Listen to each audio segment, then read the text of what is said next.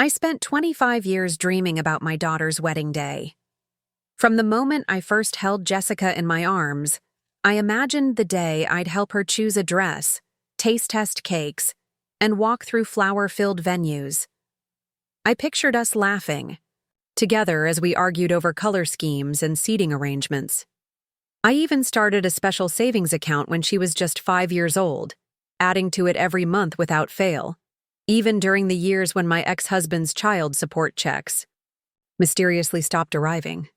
Before we jump back in, tell us where you're tuning in from, and if this story touches you, make sure you're subscribed, because tomorrow, I've saved something extra special for you. For 25 years, I sacrificed everything for Jessica. I worked double shifts at the hospital when she needed braces. I sold my grandmother's vintage jewelry collection to pay for her college application fees. I even passed up a promotion that would have meant relocating, because I didn't want to uproot her during her senior year of high school. Every decision I made, every dollar I saved, every dream I deferred, it was all for her. Then Jessica met Connor. His family had old money, the kind that builds university libraries and has buildings named after them.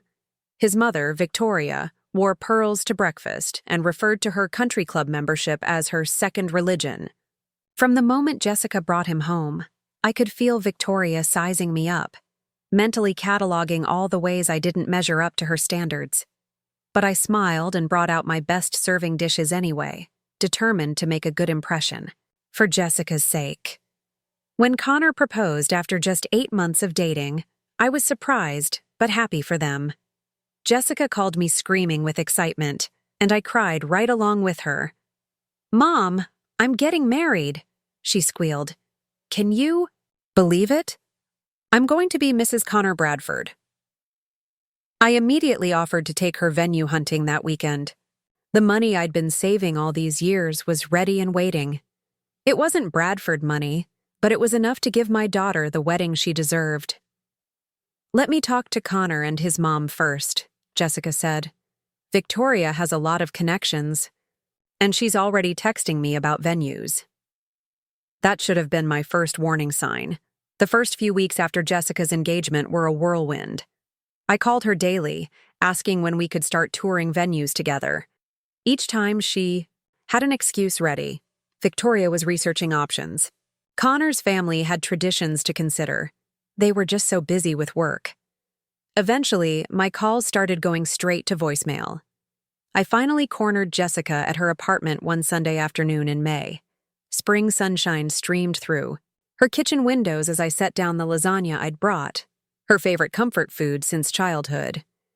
"Honey, I've been thinking about the Grand Hotel for your reception," I said, pulling up photos on my phone. "Remember how you always loved their Christmas decorations when you were little? You used to say you wanted to get married there someday." Jessica didn't even glance at my phone. She was busy texting, her fingers flying across the screen. "Oh, Victoria already booked Westfield Manor for us. Connor's great-grandfather helped build it, so they're giving us a family discount." My hand, still holding my phone out, slowly lowered to the counter. "You already booked a venue?" "3 weeks ago," Jessica said, finally looking up. "Victoria has connections everywhere. You wouldn't believe the deal we got." "But I thought we were going to look at venues together. I've been saving for your wedding since you were 5 years old." My voice sounded small, even to my own ears. Jessica sighed, setting down her phone. "Mom, this is exactly why I didn't tell you. You always get so emotional about these things. Victoria knows exactly what she's doing. She's planned galas bigger than my wedding. Besides, Connor's parents are covering most of the costs anyway." "I want to contribute too," I insisted. "I have almost $50,000 saved." Jessica's eyes widened. "50,000? Mom, that's sweet, but the flowers alone are going to cost nearly that much. Victoria has already hired a designer who did Chelsea Clinton's wedding." The lasagna between us grew cold as Jessica pulled out her phone again, showing me photos of an elaborate English garden-inspired venue with marble columns and a reflecting pool. It was beautiful, yes, but nothing like the warm, intimate wedding I'd imagined for her, for us. We've already hired the caterer, too, Jessica continued, scrolling through more photos. And Victoria found this amazing dress designer who usually has a 3-year waiting list, but she pulled some strings. Each word felt like a small betrayal. Each decision made without me. Each memory created without my input. They all piled up like bricks, building a wall between me and the daughter I'd raised alone. I see, I said finally. So what's left for me to do? Jessica brightened, as if relieved I was finally understanding. You can help with the rehearsal dinner. Well, not plan it. Victoria's already handling that with her event coordinator. But you can help with… With what, Jessica? The words came out sharper than I intended. Mom, don't be like this, Jessica sighed. It's just that Victoria knows what she's doing. Her family has been hosting society weddings for generations. Your taste is nice, but it's different. Different. The word hung in the air between us. Different meant not good enough. Different meant less than.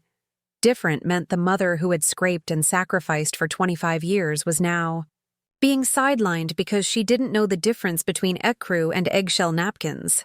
I understand, I said quietly, though I didn't. Not really.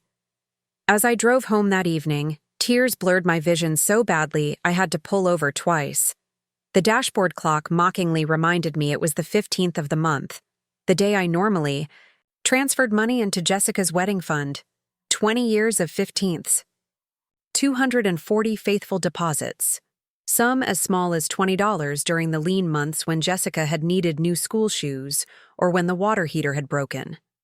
All those sacrifices, all those dreams. And Victoria Bradford had swept them aside with her manicured hands and society connections. When I finally made it home, I poured myself a glass of wine and opened my laptop. If Jessica and Victoria thought I was just going to fade into the background of this wedding, they had severely underestimated the woman who had raised a daughter, single-handedly while working full-time and putting herself through nursing school. I hadn't fought this hard for this long just to be dismissed as different. Part 2. The Hidden Strength. What Jessica didn't know, what she had never known, was that my savings account wasn't the only resource I had at my disposal. 20 years ago, long before Jessica had even started thinking about boys, I'd made a different kind of investment. My late father had been the groundskeeper at the Grand Hotel for 37 years. He'd trimmed the hedges, maintained the famous rose gardens, and kept the fountain flowing through droughts and blizzards. Jessica had grown up hearing stories about the hotel from her grandfather, thrilling at tales of celebrity weddings and secret garden passages. What she didn't know was that before my father passed away, the owner of the Grand, old Mr. Harrington, had pulled me aside at the funeral. "Your father saved this place more times than I can count," he'd said, pressing a small envelope into my hands. The winter of '89 when the pipes burst. The flood of '95 when he sandbagged the entire East Wing by himself. The time he caught that kitchen fire before it spread. Mr. Harrington's eyes had misted over. Preparing and narrating this story took us a lot of time, so if you are enjoying it, subscribe to our channel. It means a lot to us. Now back to the story. Raymond never wanted recognition, but I want you to have this. Consider it a standing invitation. Inside the envelope was a simple card embossed with the Grand's logo and signed by Mr. Harrington himself.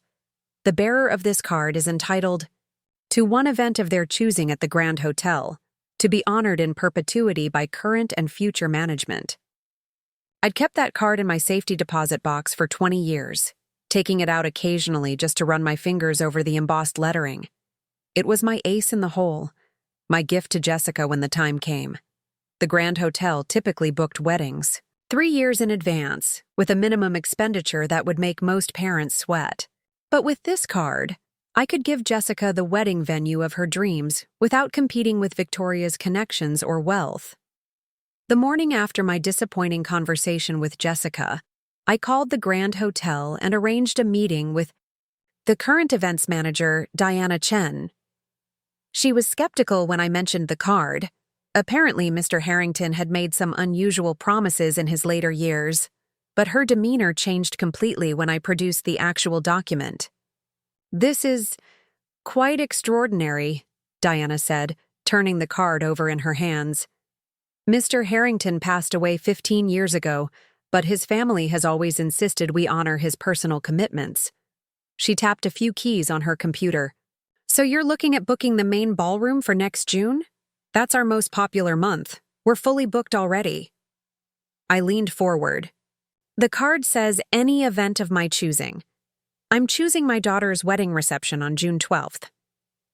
Diana's expression wavered between professional courtesy and genuine regret. "I understand, but we have another wedding already scheduled for that date. A very prominent family. I can offer you alternative dates." "I don't want an alternative date," I said firmly. "The card doesn't mention subject to availability. It says any event of my choosing. My father earned this." 20 minutes and one phone call to the Harrington family later, Diana returned with a tight smile. "It seems you're right, Ms. Mitchell. The Harringtons have authorized us to accommodate your request." She hesitated. "We'll need to contact the other party and explain the situation. We can offer them an alternative date or another venue within our hotel group." "Thank you," I said, feeling both victorious and slightly guilty. I wasn't normally the type to pull rank or displace someone else's plans, but something had hardened inside me since yesterday.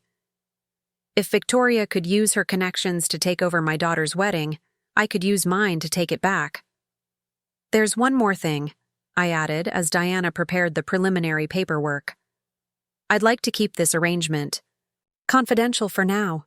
My daughter is being influenced by her future mother-in-law. I'd like to surprise her with this gift when the time is right."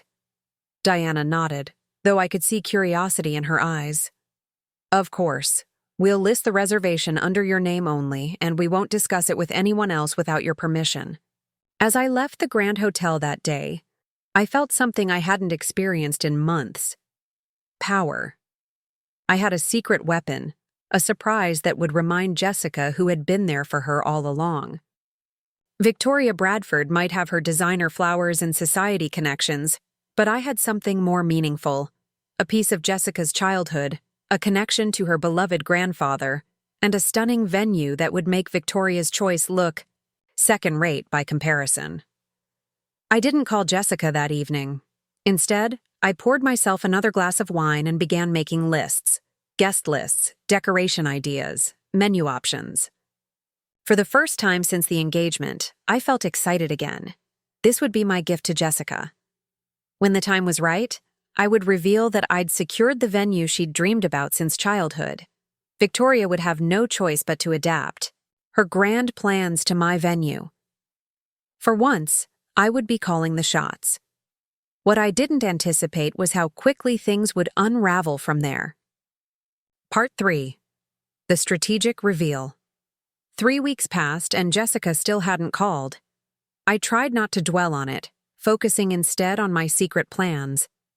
I met with Diana Chen twice more, selecting linens and discussing menu options for a reception that Jessica didn't even know about yet. I found myself enjoying the subterfuge, imagining the look on Victoria's face when she realized her carefully orchestrated takeover had been outmaneuvered. Then came the invitation. Not a wedding invitation. That would have been too considerate. No, this was an invitation to a bridal vision luncheon at the Bradford estate, hosted by Victoria. The cream-colored card with gold embossing arrived on a Tuesday, nestled between my electric bill and a supermarket flyer as if it belonged with such ordinary correspondence. I stared at it for a full minute. A bridal luncheon that I, the mother of the bride, was being invited to rather than helping to host. The audacity was breathtaking. I called Jessica immediately. "I just received an invitation to a bridal luncheon for you," I said when she answered. "At Victoria's house." "Oh, good. It arrived." Jessica sounded genuinely pleased. Victoria's been working so hard on it. The caterer is flying in from New York, and she's hired a string quartet for background music. Jessica, I said slowly, trying to keep my voice steady, don't you think it's strange that I'm being invited to my own daughter's bridal luncheon? Shouldn't I be co-hosting it with Victoria? The silence on the other end was brief, but telling. Mom, Victoria has connections. With all these amazing vendors, she knows exactly how these things should be done. I didn't want you to feel pressured or overwhelmed. Overwhelmed by helping to plan my only child's wedding? The wedding I've been saving for since you were in kindergarten? The hurt was transforming into anger now, hot and clarifying. That's not what I meant, Jessica said quickly. It's just, Victoria moves in these social circles. She knows all the right people. I don't want you to feel out of place. Out of place. At my daughter's wedding events. The word stung like a physical slap. I see, I said, my voice suddenly calm. And what role do you see me playing in your wedding, Jessica? Quiet observer? Supportive background character? Mom, please don't make this difficult. Just come to the luncheon. Wear something nice. Victoria mentioned the photographer from Town and Country will be there. I took a deep breath. This was it, the moment I'd been waiting for. Actually, honey, I've been meaning to tell you. I've got a surprise for you. I've secured the Grand Hotel for your reception. Remember how you always talked about getting married there? I called in a favor, and they're giving us June 12th. We just need to cancel that other venue Victoria booked. The silence that followed was absolute. I could practically hear Jessica's thoughts racing, trying to process this unexpected development. You. What? She finally managed. Mom, you can't be serious. We've already sent out save the dates with Westfield Manor listed. Victoria's cousin is on their board of directors. She pulled major strings to get us that date. Well, I pulled a few strings of my own, I replied, unable to keep a note of triumph from my voice. The Grand Hotel has special meaning for our family. Your grandfather worked there for almost 4 decades. They've given us their best ballroom as a gesture of respect. To him. Isn't that wonderful? Mom, Jessica's voice had taken on an alarming quality, something between panic and rage. You need to cancel that reservation immediately. We're not changing venues. Victoria has already hired the florist, the caterer. Everything is coordinated, specifically for Westfield Manor. The vendors can adjust, I said dismissively. The Grand is a much better venue anyway. The gardens are perfect for photography, and the ballroom ceiling has those crystal chandeliers you always loved. I don't care about chandeliers, Jessica exploded. This isn't about what I wanted when I was 10 years old. This is about my wedding, my actual wedding happening in 5 months, and you're trying to hijack it. Hijack it? I repeated incredulously. That's rich coming from the daughter who's let her future mother-in-law plan every detail without so much as consulting. Me! Because Victoria knows what she's doing, Jessica shot back. She's not trying to turn my wedding into some nostalgic tribute to my childhood. She's helping me create the sophisticated event Connor and I actually want. The words hit me, like physical blows. Sophisticated. Actually want. The implication was clear. My vision for her wedding was childish, unsophisticated, unwanted. I see, I said, my voice going very quiet. So the Grand Hotel isn't good enough for the new Jessica. The one who's marrying into the Bradford family. That's not what I said. Jessica sounded exhausted now. Look, I appreciate the gesture, I really do. But you need to cancel that reservation. We're getting married at Westfield Manor. End of discussion. We'll see about that, I said and hung up. Within 30 minutes, my phone was blowing up with texts and calls. First from Jessica, then from numbers I didn't recognize. Victoria, probably, and who knew who else from the Bradford contingent. I silenced my phone and poured myself a generous glass of wine. Let them panic. Let them scramble. For once, I wasn't going to back down quietly. Part 4. The Counterattack and Truth Cascade. The next morning, I awoke to 17 missed calls and 32 text messages. I scrolled through them as I sipped my coffee. From Jessica. Mom, please call me back. You're being ridiculous. From Jessica. Victoria is furious. She's talking about canceling the entire wedding. From Jessica. Connor says you're trying to sabotage our relationship. Is that what you want? From unknown numbers. This is Victoria Bradford. Call me immediately. To discuss your inappropriate behavior. Diana Chen from the Grand Hotel here. Mrs. Bradford has contacted us regarding your reservation. Please call when convenient. This is Edward Bradford, Connor's father. We need to resolve this situation like adults. I deleted them all and drove to work, where I spent 12 hours focused on my patients rather than my personal drama. Hospital work had always been my sanctuary, the place where I was valued for my skills and experience, not judged for my lack of social connections or designer clothing.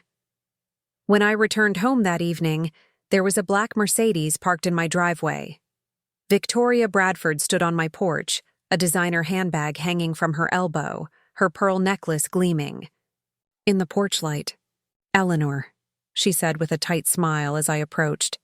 I think it's time we had a chat, woman to woman. I considered telling her to leave, but curiosity won out. Come in, I said, unlocking my front door. My modest 3-bedroom house felt suddenly shabby under Victoria's appraising gaze. I watched her eyes catalog everything, the slightly worn sofa, the outdated kitchen cabinets, the family photos covering the walls. Tea? I offered, mostly to break the tension. No, thank you, Victoria said, perching on the edge of my sofa, as if afraid it might soil her cream-colored pantsuit. I'll get straight to the point. This venue situation needs to be resolved immediately. Jessica is devastated. Is she? I asked, remaining standing. Or are you devastated? Victoria's perfectly arched eyebrows rose slightly. I understand you're feeling marginalized in the wedding planning. That's natural for mothers of the bride. But causing this kind of disruption isn't helping anyone, least of all Jessica. I've been saving for Jessica's wedding for 20 years, I said. I've been dreaming about helping her plan it for just as long. And then you swept in and took over everything. The venue, the dress, the flowers, even the rehearsal dinner. What exactly was I supposed to do? Sit quietly in the corner and just be grateful for an invitation? Eleanor, Victoria said, her voice taking on a condescending tone that made my teeth clench. Wedding planning is complex. It requires connections, experience, and a certain aesthetic sensibility. Connor's family has expectations. There are traditions to uphold, social considerations. Social considerations, I repeated flatly. You mean I'm not good enough for your family? Victoria sighed dramatically. This isn't about you. It's about giving Jessica and Connor the wedding they deserve. The wedding that reflects their future, not your past. Something snapped inside me. Get out, I said quietly. Excuse me? Get out of my house. My voice was deadly calm. You've made it abundantly clear what you think of me. Now I'm making it clear what I think of you. You're a snob, Victoria. You took advantage of a young woman's insecurities to push her mother out of one of the most important days of her life. You didn't do it for Jessica. You did it for yourself, to control the narrative, to make sure everything fit your precious aesthetic sensibility. Victoria stood up, clutching her handbag like a shield. I should have known this would be unproductive. If you won't be reasonable, then perhaps it's best if you don't attend the wedding at all. I'll speak with Jessica. You do that, I said, holding the door open. And while you're at it, explain to her why the Grand Hotel suddenly won't return her calls about booking her wedding.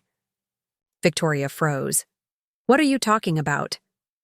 I smiled thinly. I may not have your social connections, Victoria, but I have something more valuable at the Grand. I have history. My father worked there for nearly 4 decades.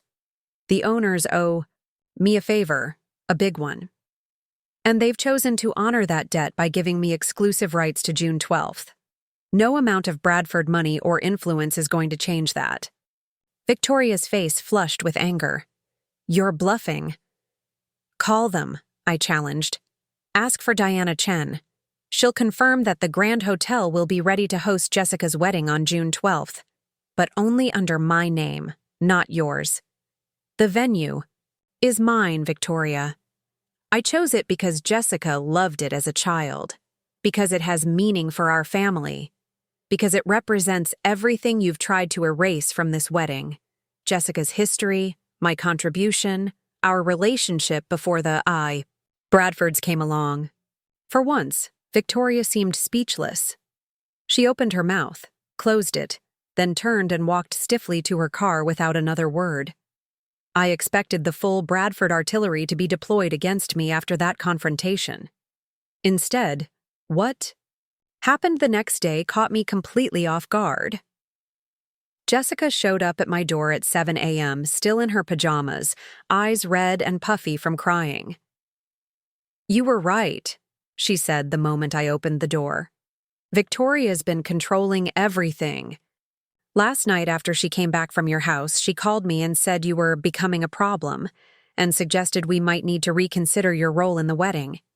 She actually used the phrase, minimized presence. About my own mother. She collapsed into my arms, sobbing against my shoulder like she used to do as a little girl. I guided her to the sofa, wrapping her in the throw blanket we'd picked out together years ago. I've been so stupid, Mom, Jessica hiccuped between sobs. I let Victoria take over because I wanted Connor's family to accept me. I was so scared of not being good enough for them that I pushed you away. The one person who's always thought I was more than enough. I stroked her hair, my anger dissolving at the sight of her genuine distress. It's okay, honey. Wedding planning makes everyone a little crazy. It's not okay, Jessica insisted, wiping her eyes. Victoria's been making decisions without even asking what I want. She chose Westfield Manor because Connor's second cousin had her debut there in 1992, not because it means anything to us. The dress she picked makes me look like a cupcake. The florist she hired is doing all white flowers because color is tacky. She looked up at me, her eyes still swimming with tears. Can we really get the Grand Hotel for the reception? I nodded, a lump forming in my throat. Your grandfather made sure of it. He loved that place almost as much as he loved you. Jessica squeezed my hand. Tell me about the Grand again. About Grandpa Ray and the secret garden passages. So I did. As the sun rose higher in the sky, casting warm golden light across my living room, I told Jessica all the stories she'd loved as a child, about her grandfather's adventures at the Grand, about the celebrity weddings he'd helped prepare for, about the time he'd saved a bride's veil from blowing into the fountain. That's the wedding I want, Jessica said finally. One with real stories behind it, one that means something. Part 5. The Transformed Future. The next 3 months were a whirlwind of reclamations. Jessica called Victoria that same morning and firmly but politely informed her that the wedding would be moving to the Grand Hotel. Victoria protested. Of course, there were deposits that couldn't be refunded, vendors who couldn't relocate, traditions that couldn't be broken. But Jessica stood her ground, supported by Connor who, to his credit, recognized how his mother had overstepped. It's our wedding, he told Victoria when she attempted to enlist his support. And the Grand is where Jessica wants to have it. That's all that matters to me. Victoria eventually backed down, though not without extracting certain concessions. She would still handle the rehearsal dinner, still have input on the guest list, still expect certain Bradford traditions to be honored. But the wedding itself, the venue, the flowers, the cake, the music, that belonged to Jessica again, and to me, as her mother and co-planner. We spent weekends visiting the Grand together, Jessica and I. Sometimes Connor joined us, sometimes not. We walked the gardens where her grandfather had once tended roses, explored the ballroom where chandeliers cast rainbow prisms across the marble floor, and sat in the courtyard cafe planning seating arrangements and menu selections. Diana Chen became our ally and friend, sharing stories about my father that even I hadn't heard. How he'd planted a special rose bush when Diana's first child was born. How he'd kept a notebook of every bride's favorite flower so he could make sure it was blooming somewhere on the property for their anniversary visits. Your dad understood that a wedding isn't just about one day, Diana told us over coffee one afternoon. It's about creating a place where memories can take root and grow. Jessica's eyes had filled with tears at that. That's exactly what Mom's been trying to tell me all along. The wedding itself was magnificent, more beautiful than anything Victoria could have orchestrated because it was infused with meaning at every turn. Jessica walked down an aisle strewn with petals from the same rose varieties her grandfather had planted decades earlier. The reception took place in a ballroom where her 5-year-old handprints were secretly preserved in a cornerstone, placed there during a renovation when my father had brought her to inspect his workplace. Victoria attended, of course, elegant in designer silk and family pearls. She was polite, if somewhat reserved. But something had shifted in our dynamic. She regarded me with a new respect, not because I'd outmaneuvered her, but because she'd finally understood what Jessica had always known. That love and devotion aren't measured in social connections or brand names, but in years of sacrifice and in stories that bind generations together. After the cake was cut and the first dances completed, I found myself alone for a moment on the terrace overlooking the gardens my father had tended for so many years. The night air was perfumed with roses, and the sounds of celebration drifted through the open doors behind me. Jessica found me there, radiant in her wedding dress, not Victoria's choice, but a simpler, more elegant gown we'd discovered together at a small boutique. "Thank you, Mom," she said, linking her arm through mine, "for not giving up on me, for fighting for us, even when I was too blinded by Bradford glamour to see what I was losing." I squeezed her hand. "I'll always fight for you, Jessica. That's what mothers do." She leaned her head on my shoulder, just as she used to do when she was small. "I know that now. I really do." We stood together in comfortable silence, watching the garden lights illuminate pathways my father had designed, surrounded by flowers he had planted. In that moment, I felt a profound sense of rightness, as if all the sacrifice, all the hurt, all the struggle had been leading to this precise point of completion. Victoria appeared in the doorway, hesitating when she saw us together. For a moment, I thought she might turn away. Instead, she approached slowly, something like humility in her usually confident stride. "The photographer is asking for the mothers of the bride and groom," she said. Then, with visible effort, "You've created something very special here, Eleanor. Jessica is lucky to have you." It wasn't an apology. Victoria Bradford probably didn't have that word in her vocabulary, but it was an acknowledgement, and for now, that was enough. As the three of us walked back inside together, I realized that sometimes the greatest victory isn't in defeating your opponent, but in transforming the battlefield entirely, turning competition into cooperation, resentment into respect, exclusion into belonging. The venue I had secretly reserved hadn't just secured my place in my daughter's wedding. It had secured my place in her life, reminding both of us that the bonds between mother and daughter, though sometimes stretched by circumstance or tested by outside influences, are ultimately strengthened by the truth of shared history and the power of unwavering love.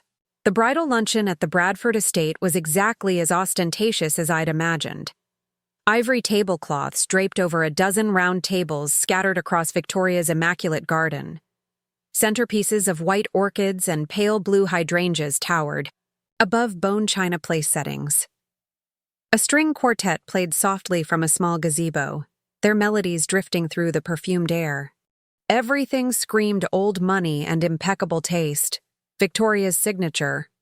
I arrived 10 minutes early, dressed in the most expensive outfit I owned, a pale blue suit I'd splurged on for my hospital's fundraising gala last year. As I approached the entrance, I could see Victoria directing staff, pointing imperiously at various details that apparently didn't meet her exacting standards. "The napkins need to be refolded. Those aren't proper bishop's folds," she was saying to a harried-looking server.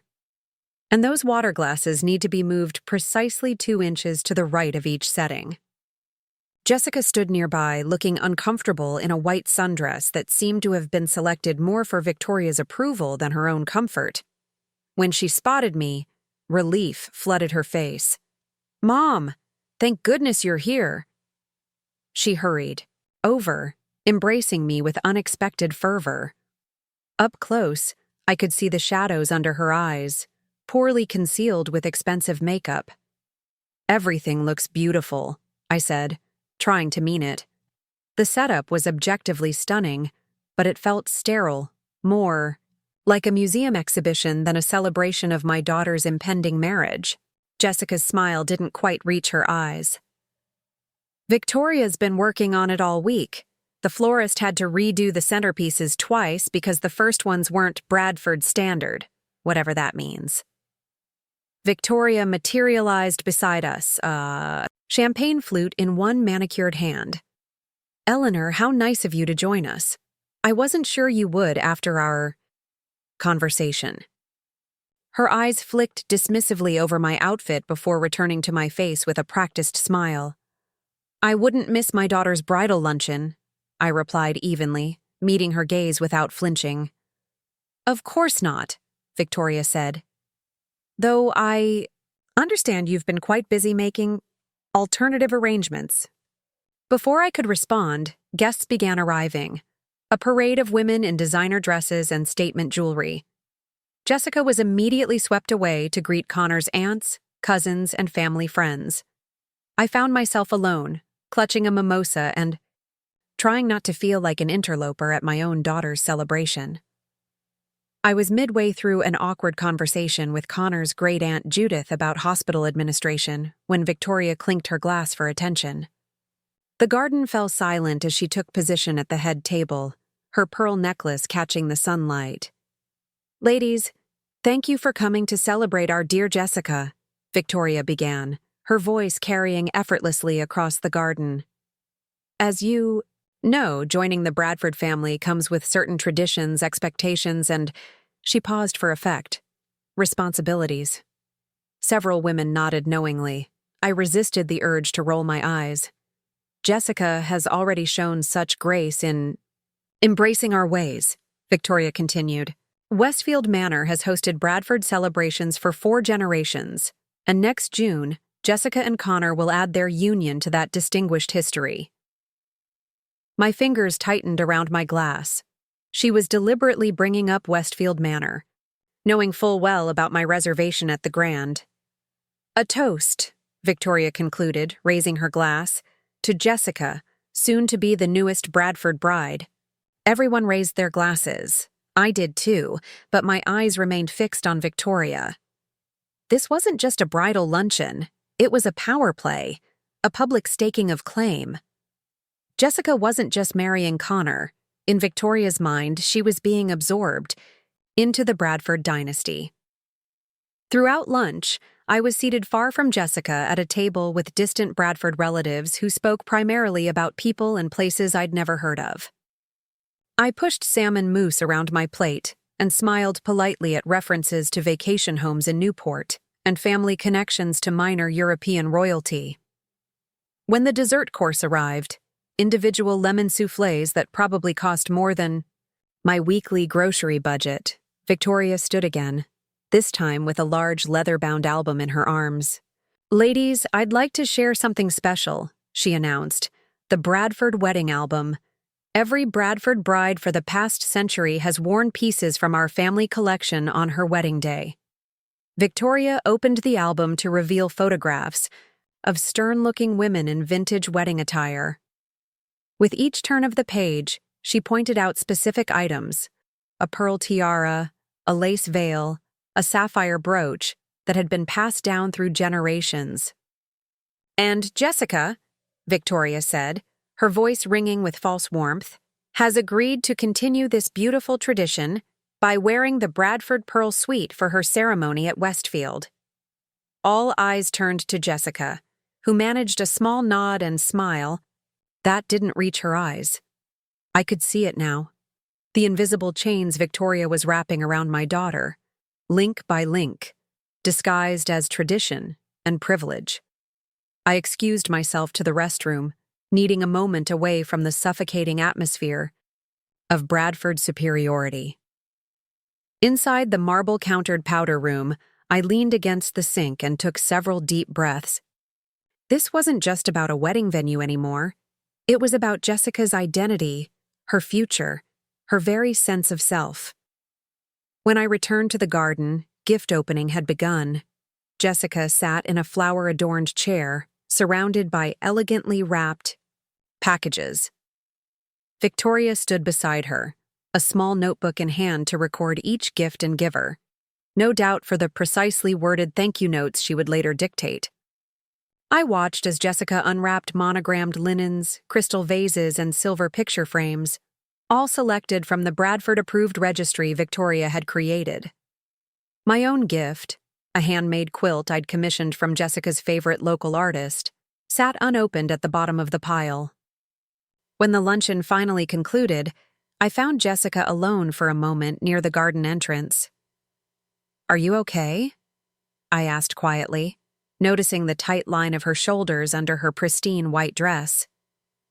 "I'm fine," she said automatically. Then glanced around to ensure no one was within earshot. "It's just intense. Victoria has opinions about everything, from the shade of my nail polish to which fork I use first." I squeezed her hand. "You know, it's still your wedding. You're allowed to have opinions too." Jessica's eyes darted toward Victoria, who was instructing servers on the proper way to package leftover cake. "It's easier to just go along with her ideas. She gets so disappointed when things don't go exactly her way." "And what about you?" I asked. "Are you disappointed?" Jessica bit her lip. "I just want everyone to be happy." "Including yourself?" She didn't answer, which was answer enough. As I drove home from the Bradford estate, I tried to make sense of what I'd witnessed. The Jessica I'd raised had been spirited, opinionated, fiercely independent. The young woman at that luncheon seemed diminished somehow, as if Victoria's overbearing presence was slowly erasing the vibrant personality I'd nurtured for 25 years. I thought again about the Grand Hotel, about the reservation I'd made using my father's legacy. Was I any better than Victoria, imposing my vision on Jessica's wedding? The difference, I told myself, was meaning. The Grand represented family, history, genuine sentiment, a place Jessica had genuinely loved. Westfield Manor was just another status symbol in Victoria's collection.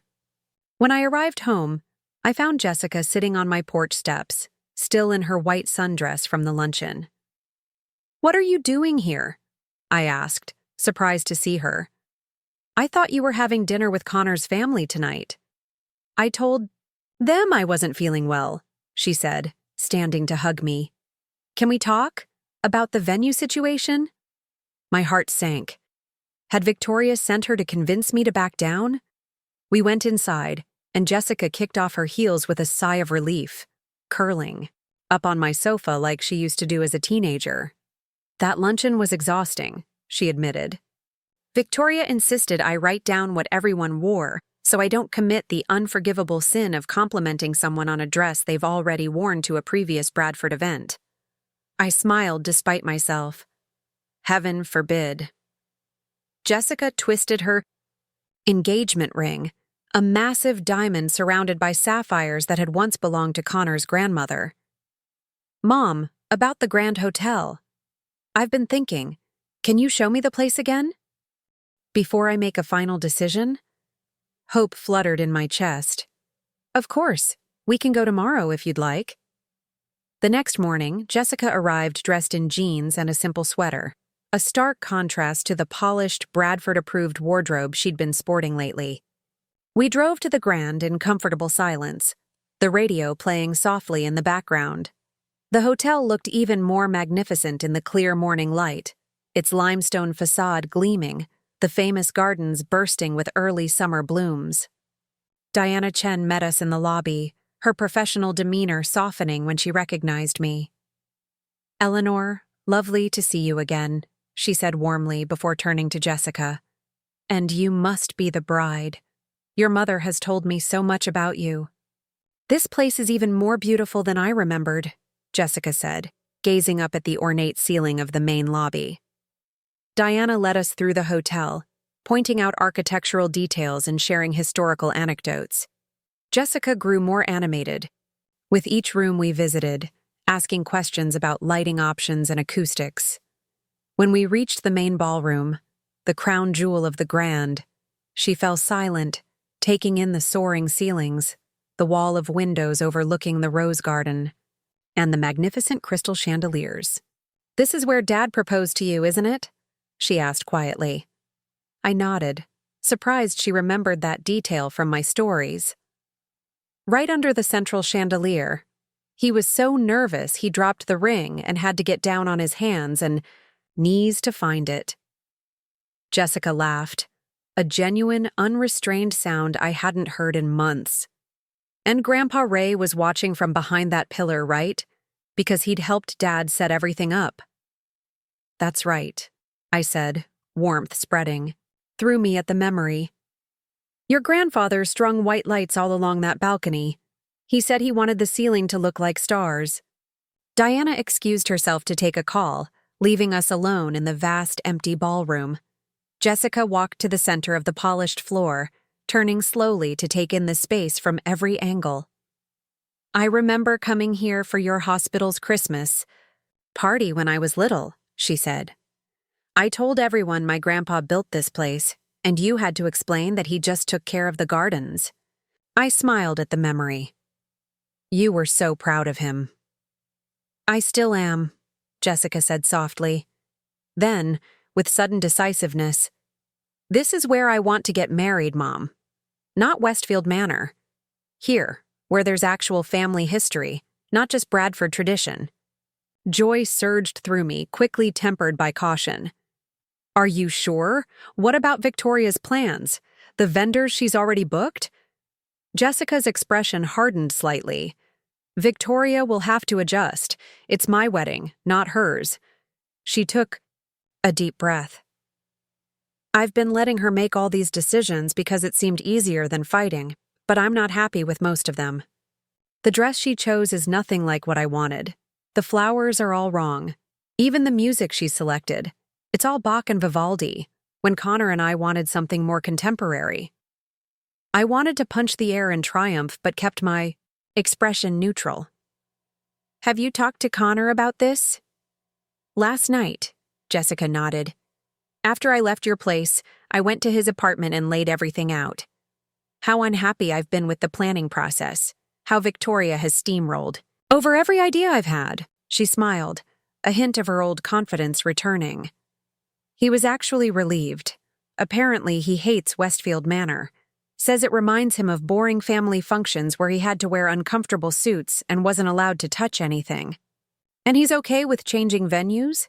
Even with save the dates already sent? Jessica nodded firmly. "He said he wants me to be happy, and if that means making some changes and dealing with his mother's disappointment, then that's what we'll do." She reached for my hand. "I'd like you to help me plan the wedding. The real wedding. The one Connor and I actually want, not the one Victoria has been designing." I squeezed her fingers, overcome with emotion. "I'd be honored." Diana returned, tablet in hand. "So, what do we think of the ballroom? Is it still a contender?" "It's not a contender," Jessica said, then broke into a wide smile. "It's the winner, We're booking the grand for the wedding and reception. Diana beamed. Wonderful. Let's go to my office and discuss the details. As we followed Diana through the hotel corridors, Jessica linked her arm through mine. Thank you, she whispered, for not giving up on me, even when I was being an idiot. You weren't being an idiot, I assured her. Victoria Bradford is an overwhelming force of nature, and you were trying to fit into Connor's world. I don't want to fit into anyone's world, Jessica said with renewed conviction. I want to create my own, with Connor, with you, with the people who actually care about what I want, not just how things look to society. The meeting with Diana went smoothly. We secured the June 12th date, discussed catering options, and began planning the layout for both ceremony and reception. Jessica was engaged and decisive, confidently expressing preferences that had been silenced under Victoria's influence. As we left the grand, Jessica looked lighter, more like herself. Victoria's going to have a meltdown when I tell her, she said, but she didn't sound worried, just resigned to an unpleasant but necessary conversation. Would you like me to be there when you tell her? I offered. Jessica considered this, then shook her head.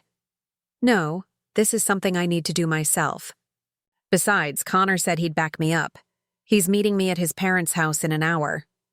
I hugged her goodbye in the parking lot, feeling proud of the strong, self-assured woman she had always been beneath the veneer of Bradford-approved docility. Call me afterward, I said. No matter how it goes. I will, she promised. And, Mom? I was thinking, would you like to go dress shopping next weekend? Just the two of us? The simple question brought tears to my eyes. I'd love nothing more. After Jessica left, I didn't immediately drive home. Instead, I walked through the Grand's famous rose gardens, breathing in the fragrance of flowers my father had tended decades ago. Small plaques identified each variety: Moonlight Sonata, Peace, Julia's Rose, all selections he had personally cultivated over his long career. Near the central fountain, I found the Queen Elizabeth rose bush my father had planted the year Jessica was born. Its deep pink blooms were just beginning to open, reaching toward the sunlight with the same determined grace I'd seen in my daughter that morning. I sat on a nearby bench, overcome with memories and gratitude. Whatever happened with Victoria Bradford, whatever drama might still unfold, I had reconnected with my daughter in a fundamental way. The wedding would take place at the Grand, surrounded by my father's roses and family memories that transcended Bradford tradition. My phone rang shortly after 6 p.m. I braced myself when I saw Jessica's name, expecting tales of Victoria's outrage and manipulative tactics. How did it go? I asked, cautiously. It was. Jessica paused, sounding bewildered. Weird. Not at all what I expected. Tell me everything, I said, settling deeper into my sofa. Connor and I arrived together, united front and all that, Jessica began. Victoria and Edward were having drinks on the terrace. We announced that we'd made a decision about the venue, that we were moving the wedding to the Grand Hotel. And? I prompted when she fell silent. Victoria just nodded. She said, I suspected as much after Eleanor mentioned it during our chat. Then she took a sip of her martini and asked if we'd considered how to inform the guests about the change of venue. I frowned, confused by this uncharacteristic reasonableness. That's it? No arguments? No guilt trips? Oh, she got in a few subtle digs, Jessica clarified. Something about how the Grand was charming in a vintage way, and how she supposed family sentiment trumps practical considerations sometimes. But overall, she was surprisingly accommodating. That doesn't sound like the Victoria Bradford I've come to know, I said suspiciously. Right? Jessica agreed. That's what I thought too. But then after dinner, when Connor was talking to his dad about some work thing, Victoria pulled me aside. And Mom, she apologized. She what? I nearly dropped my phone. Well, in her way, Jessica amended. She said she realized she'd been, perhaps overly directive in the wedding planning. That she'd gotten carried away with creating the perfect Bradford event and hadn't considered that Connor and I might have our own vision. I was speechless. Victoria Bradford admitting she'd overstepped? It seemed too good to be true. "There's more?" Jessica continued. She offered to help coordinate with all the vendors about the venue change. Said she'd personally call the Westfield board to explain the situation and see about transferring our deposit to another event. Then she asked if I'd like her to speak with Diana Chen about accommodating some of the design elements we'd already planned. "I don't understand," I said slowly. "What happened to transform Victoria from wedding dictator to supportive mother-in-law overnight?" Jessica laughed softly. "That's the weird part. Before we left, Edward pulled Connor aside, and I overheard him say something about Victoria's sister showing up at their country club luncheon and making a scene. Apparently, Victoria's been doing the exact same thing to her sister that she's been doing to me, taking over her daughter's college graduation party planning and turning it into a Bradford showcase." "Ah," I said, understanding dawning. "Victoria got a taste of her own medicine." "I think so," Jessica agreed. Edward mentioned something about Victoria's sister using the phrase controlling nightmare in front of all their friends.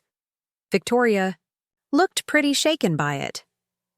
I couldn't help but smile at the image of Victoria Bradford being publicly called out by her own sister. Perhaps that explained her uncharacteristic capitulation regarding the venue change. "So what happens now?" I asked. "Well, Victoria's still going to be involved," Jessica said pragmatically. "She has connections we could use, and she does have a good eye for detail. But I made it clear that Connor and I have final say on everything. The grand is non-negotiable, and so is my dress choice, the music selection, and the menu." "And she agreed to all that?" "She did," Jessica confirmed, sounding as surprised as I felt. "Oh, and she asked if you'd be willing to meet with her tomorrow to discuss collaborative approaches to the planning process." I nearly choked. She wants to collaborate with me? Those were her exact words, Jessica said, amusement evident in her voice. "I told her I'd ask you. So, will you meet with her?" Part of me wanted to refuse on principle, to savor my victory without offering an olive branch to the woman who had systematically excluded me from my daughter's wedding planning. But a larger part, the part that wanted Jessica's happiness above all else, recognized that ongoing hostility between her mother and future mother-in-law would only cause more stress.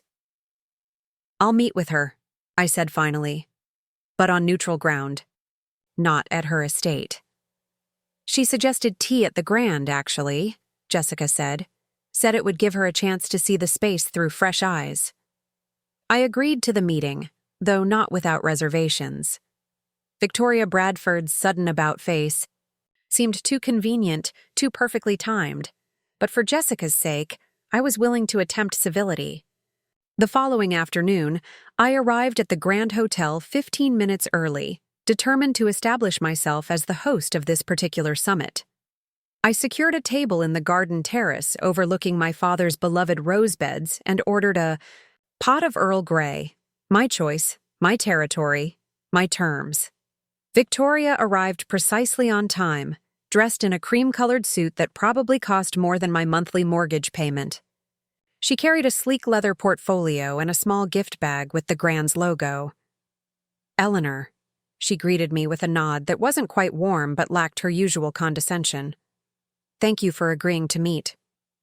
Jessica thought it would be helpful, I replied neutrally, pouring tea for us both.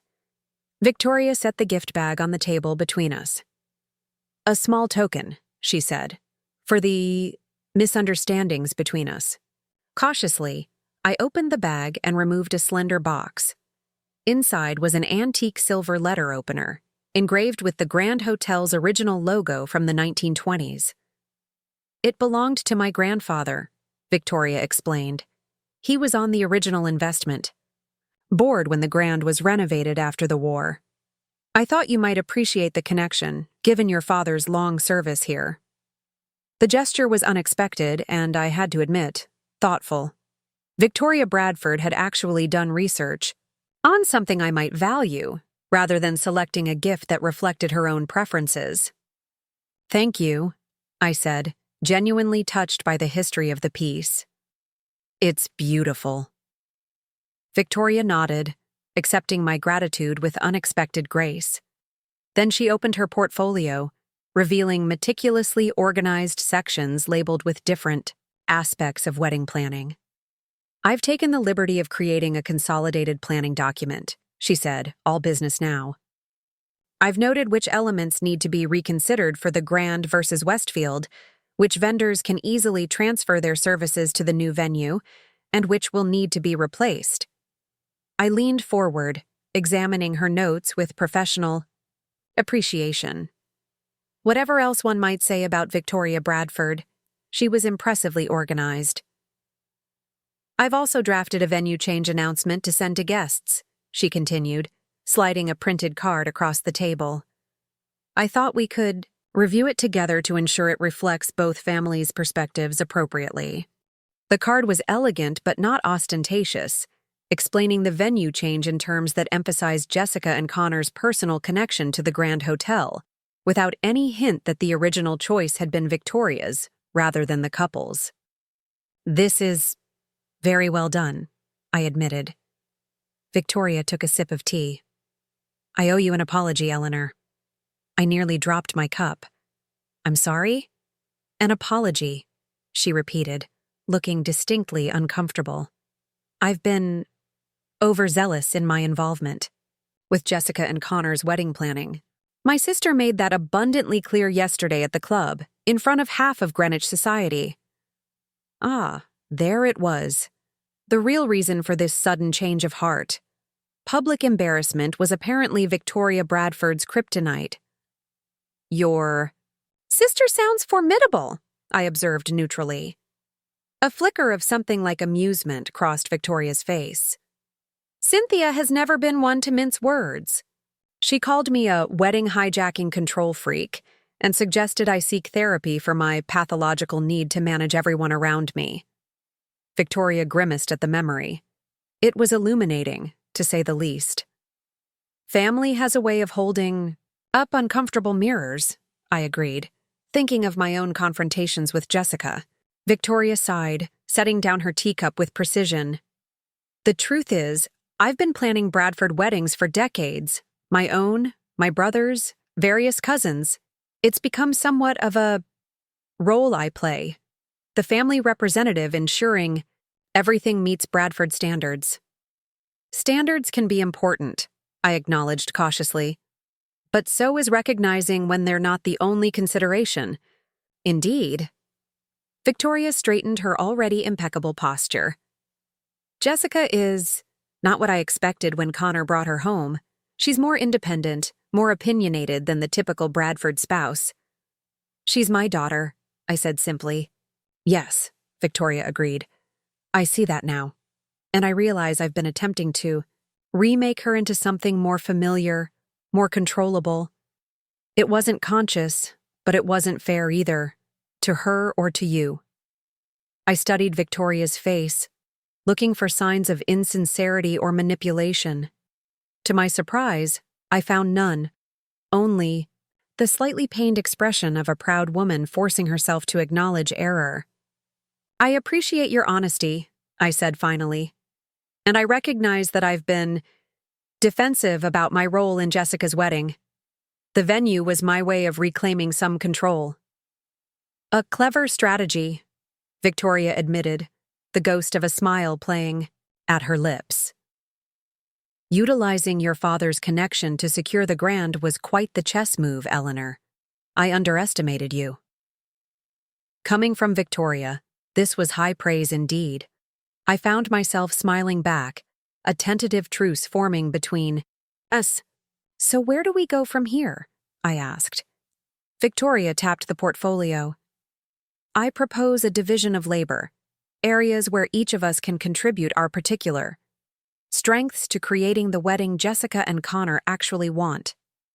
We spent the next hour doing exactly that, identifying aspects of the wedding where Victoria's social connections and aesthetic expertise would be valuable, and areas where my knowledge of Jessica's preferences and family traditions would take precedence. The Grand would house both ceremony and reception, but Victoria would coordinate with Westfield Manor about hosting the rehearsal dinner, a compromise that allowed her to maintain some connection to the venue she'd originally selected. By the time we finished our second pot of tea, we had a comprehensive plan that genuinely seemed to respect both families' contributions. It wasn't perfect harmony. Victoria couldn't help making subtle digs about budget constraints, and I occasionally had to firmly redirect her more extravagant suggestions, but it was workable. As Victoria gathered her materials to leave, she paused, her expression suddenly uncertain. "There's one more thing, Eleanor. About Jessica's dress." I tensed, prepared for a battle. The wedding dress had been one of Victoria's most heavy-handed interventions. A massive ball gown with a 10-foot train that Jessica had described as a meringue explosion. "What about it?" I asked cautiously. "She doesn't like it," Victoria said bluntly. "I can see that now. Would you? Would you help her find something she actually wants to wear? Something that reflects her personality, not Bradford tradition?" The request was so unexpected, so contrary to everything Victoria had previously insisted upon, that I was momentarily speechless. "I've already spoken with the designer about releasing the deposit," Victoria continued into my silence. "It's not fair to make Jessica wear a dress she doesn't love on her wedding day, no matter how many Bradford brides have worn similar styles." "I'd be happy to help her," I managed finally. "We're actually planning to go shopping this weekend." Victoria nodded, then hesitated again. "Would it be entirely inappropriate if I joined you? Not to take over," she added quickly, seeing my expression. "Just to observe, to better understand Jessica's taste." I considered refusing. This dress shopping trip represented exactly the kind of mother-daughter bonding experience Victoria had previously denied me. But the uncertain look in her eyes, so at odds with her usual confidence, gave me pause. "I'll ask Jessica," I said, neither agreeing nor refusing outright. "It's her decision." "Of course," Victoria agreed immediately. "As it should be." We parted with a formal handshake that nevertheless felt like significant progress from our previous animosity. As I watched Victoria's sleek car pull away from the Grand's entrance, I marveled at the unexpected turns this wedding journey had taken. When I called Jessica to report on the meeting, she was equally astonished by Victoria's transformation. "She actually suggested you help me find a different dress?" Jessica asked incredulously. "The Bradford ball gown was non-negotiable last week. She literally said it was the cornerstone of Bradford bridal tradition." People can surprise you," I said, still processing the change myself. "Oh, and she asked if she could join our dress shopping trip this weekend." "Wow." Jessica fell silent for a moment. "What did you tell her?" "That it was your decision," I replied honestly. "This is your wedding dress, Jessica. You get to decide who's part of that experience." Jessica sighed thoughtfully. "You know what? Let's invite her. But let's make it clear. I'm choosing my own dress this time. No pressure, no Bradford traditions, just what makes me feel beautiful." "Are you sure?" I asked, surprised by her willingness to include Victoria after everything that had happened. "I'm marrying into her family, Mom," Jessica said pragmatically. "Connor and I will be dealing with Victoria for decades to come. If she's genuinely trying to change her approach, I think we should encourage that." I couldn't argue with Jessica's wisdom. The wedding was important, but the relationships being formed would last far longer than a single day of celebration. That Saturday, Victoria met us at a small boutique I'd selected. Not the high-end designer salon where she'd previously taken Jessica, but a respected local shop known for their personalized service and diverse selection of styles. To my surprise, Victoria arrived without her usual entourage, dressed more casually than I'd ever seen her in slacks and a simple blouse. She greeted us both with a tentative smile that revealed genuine effort to moderate her naturally commanding presence. "Thank you for including me," she said softly to Jessica. "I promise to be on my best behavior." Jessica squeezed her future mother-in-law's hand. "I appreciate you being here, Victoria.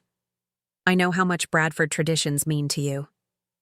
"Some traditions deserve to be reconsidered," Victoria replied, with a self-awareness I wouldn't have believed possible a week earlier. "This is your day, Jessica. Your dress should make you feel like yourself, not like you're wearing a Bradford costume." The boutique owner, Sophia, welcomed us warmly and led Jessica to a private dressing area, while Victoria and I settled into comfortable chairs with champagne flutes in hand. "No Bradford ball gown here," Victoria murmured, surveying the salon's selection of sleeker, more modern dresses. "Does that bother you?" I asked curiously. Victoria considered the question seriously. "A week ago, absolutely. Today, I'm trying to expand my perspective." When Jessica emerged in the first dress, a simple sheath with delicate beading that highlighted her slender frame, I saw Victoria physically bite her tongue to stop herself from commenting immediately. She watched carefully as Jessica evaluated herself in the mirror, her expression thoughtful rather than judgmental. "What do you think?" Jessica asked, turning to face us both. "What matters is what you think," Victoria replied before I could speak. "How does it make you feel?" Jessica blinked, clearly surprised by the question. "It's nice, but I'm not sure it's me." Victoria nodded encouragingly. "Then let's try something else. There's no rush." Over the next 2 hours, Jessica tried on at least 15 dresses, ranging from traditional to avant-garde. With each selection, Victoria grew more relaxed, offering observations rather than pronouncements, asking questions instead of dictating choices. When Jessica finally emerged in a vintage-inspired A-line with subtle lace detailing and a T-length hem, her face glowed with certainty before she'd even reached the mirror. "This one," she said, twirling to see the dress from all angles. "This feels like me." Tears pricked my eyes as I nodded in agreement. The dress was perfect, elegant but not pretentious, distinctive without being trendy, romantic without drowning, her in excess fabric. Victoria rose from her chair and circled Jessica slowly, professional assessment in her gaze. "The silhouette suits you beautifully," she said finally. "And the shorter length will showcase those blue Manolo Blahniks you loved." "You remembered those shoes?" Jessica asked, surprised. "Of course," Victoria replied. "Just because I was pushing the Bradford ball gown doesn't mean I wasn't paying attention to what actually made you smile." She touched the lace detail on the bodice. "This is exquisite craftsmanship. Quality that will stand the test of time without overwhelming your natural grace." Coming from Victoria, this was the highest possible endorsement. Jessica beamed, clearly touched by her future mother-in-law's genuine approval. "So we're decided?" Sophia asked, smiling at our unanimous nods. "We are," Jessica confirmed, radiating happiness as she gazed at her reflection. "This is definitely the one." As Sophia helped Jessica change back into her regular clothes, Victoria turned to me with an expression that hovered between embarrassment and determination. "Thank you," she said quietly, "for giving me another chance, for not excluding me the way I tried to exclude you." "We both want the same thing," I replied simply, "Jessica's happiness." Victoria nodded, a new respect in her eyes. "You've raised an extraordinary daughter, Eleanor. Strong-minded, compassionate, authentic. Those aren't qualities I've always valued in the Bradford circle, but I'm beginning to see their worth." From Victoria Bradford, this was practically a declaration of devotion. I accepted it with a gracious nod, recognizing the effort it cost her to acknowledge my parenting success. When Jessica rejoined us, glowing with the satisfaction of having found her perfect dress, Victoria surprised us both by suggesting lunch at a small cafe nearby, nowhere near the caliber of establishment she typically frequented, but cozy and welcoming.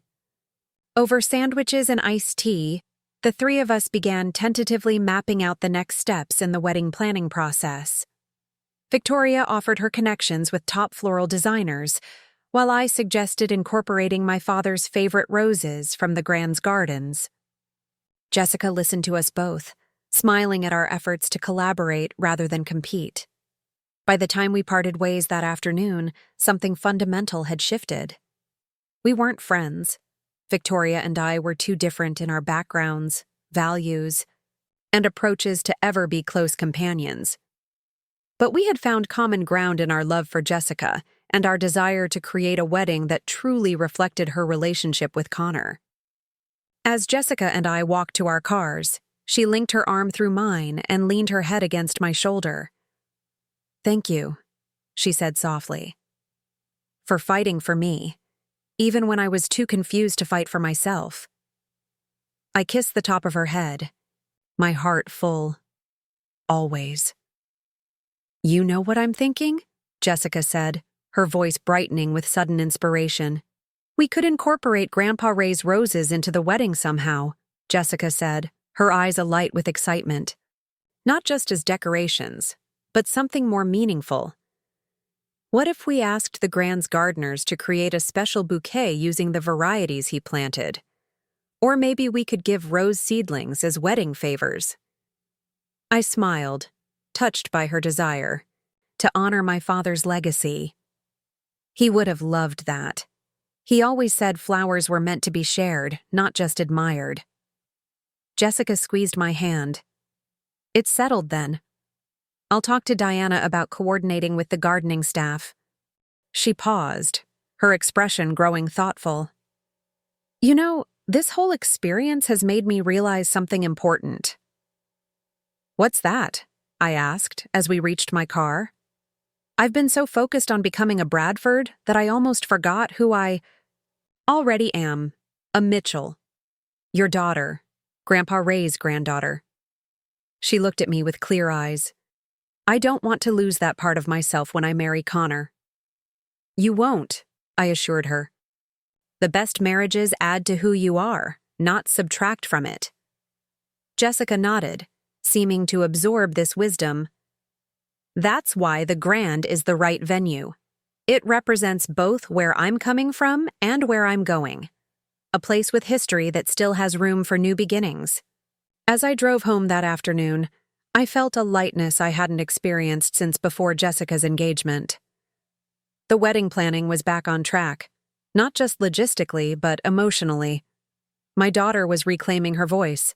Victoria was learning to listen rather than command, and I was finding my proper place in the process. Not sidelined, but not controlling either. The following weeks passed in a whirlwind of collaborative planning. True to her word, Victoria used her formidable organizational skills and social connections to smooth the transition from Westfield Manor to the Grand. She negotiated with vendors, reworked contracts, and managed to transfer most deposits without significant penalties. Whatever her faults, Victoria Bradford was undeniably effective when properly motivated. I focused on the personal touches, working with the Grand's pastry chef to recreate Jessica's favorite childhood birthday cake as one tier of the wedding cake, coordinating with Diana to ensure my father's favorite spots in the garden were highlighted in the ceremony layout, and helping Jessica select music that meant something to her and Connor, rather than adhering to Victoria's classical-only mandate. Even Connor seemed relieved by the new dynamic, confiding in me one afternoon when he stopped by to pick up Jessica. "I've never seen my mother compromise like this before. Usually, it's her way or no way at all." "People can surprise you when given the chance," I replied, thinking of my own evolving relationship with Victoria. "She respects you," Connor said with surprising insight. "After your showdown over the venue, She realized you weren't going to be steamrolled like most people in her life. I think she secretly admires that. I laughed at the notion. Admiration. Might be a stretch, but we've reached an understanding. Connor shook his head. Trust me, in Bradford terms, that is admiration. My mother doesn't understand people. She categorizes them as either useful or irrelevant. You've earned a third category, formidable ally. His words gave me a new perspective on Victoria's behavioral shift. Perhaps it wasn't just public embarrassment that had prompted her change of approach, but genuine respect for a worthy opponent. The thought was oddly comforting. 1 month before the wedding, Diana Chen suggested we conduct a formal walkthrough at the Grand, with all key vendors present.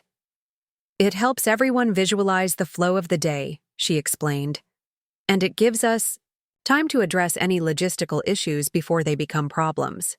Victoria immediately took charge of coordinating schedules, ensuring that everyone from the florist to the lighting technician would be available. I focused on making sure Jessica and Connor's preferences were properly communicated to each vendor, creating detailed notes about their priorities and non-negotiables. On the morning of the walkthrough, I arrived early to find Victoria already there, dressed impeccably as always, but with a notepad and practical flat shoes rather than her usual heels, a concession to the amount of walking we'd be doing throughout. The venue. Eleanor, she greeted me with a brief nod. I've taken the liberty of creating vendor information packets. She handed me a slim folder embossed with Jessica and Connor's names. Please review the timeline and let me know if you see any issues. I skimmed the meticulously organized schedule, impressed despite myself. Victoria had allocated appropriate time for photography in my father's rose garden, included the string quartet Jessica wanted for the ceremony, rather than the full orchestra. Victoria had initially insisted upon, and even noted that the cake cutting should feature the song from Jessica's favorite movie rather than traditional wedding music. This looks very thoughtful, I said, genuinely surprised by her attention to the details that mattered to Jessica and Connor. You've incorporated all their requests. Victoria straightened her already perfect posture. That is the point of this exercise, isn't it? Their wedding, their preferences. Before I could respond, Jessica and Connor arrived, followed by a parade of vendors, the florist with sample arrangements, the caterer with menu cards, the photographer discussing optimal timing for garden shots based on the sun's position. Diana Chen orchestrated the group with professional efficiency, guiding us through each space while the vendors made notes and asked questions. As we walked through the grand ballroom, discussing table arrangements and dance floor dimensions, I noticed Jessica grow quiet, her eyes fixed on the central chandelier. Everything okay? I asked softly, touching her arm. Better than okay, she replied with a smile. I was just imagining Dad standing right there, proposing to you. Grandpa Ray hiding behind that column, watching it all happen. It makes everything feel so connected. Victoria, overhearing this exchange, paused in her conversation with the lighting designer. These historical connections are precisely what make the Grand special, she said, surprising me with her sincerity. Westfield Manor has Bradford history, yes, but this place has Mitchell history. Your history, Jessica. That's far more meaningful. For your wedding day. Jessica looked at Victoria with genuine appreciation. Thank you for understanding that. Victoria nodded, then turned back to the lighting designer with renewed focus. Now, about those uplights along the back wall. We need a warm amber, not that harsh golden yellow you're proposing. The walkthrough continued for nearly 4 hours, with each vendor presenting options, Jessica and Connor making decisions, and Victoria and I offering support rather than direction.